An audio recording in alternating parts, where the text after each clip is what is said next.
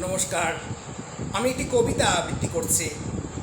দুর্গা হাসেন, দুগ্গা কাঁদে। ভবানী প্রসাদ মজুমদার।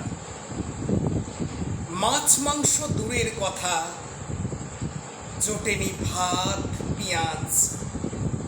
ফুটপাতেতে গনসার মা ভাবছে খাবে কি আজও। ও জানে না রাজনীতি কি, কিংবা কোথায় অধিকার। ও শুধু চায় দুমুঠো ভাত এবং রুটির অধিকার। গাড়ি বাড়ি চায় না কিছুই, সচ্ছলতা আর থেকে। ও শুধু চায় দিন কেটে যাক গণেশ এবং কার্তিকে।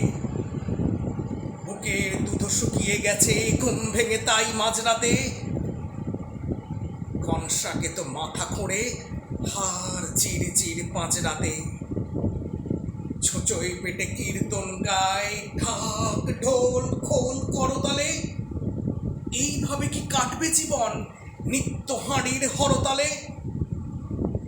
আলোর মেলায় খুশির খেলায় মাইক্রোফোনের উৎপাতে দশভুজা দুর্গা হাসেন, দুগ্গা কাঁদে ফুটপাতে। নমস্কার।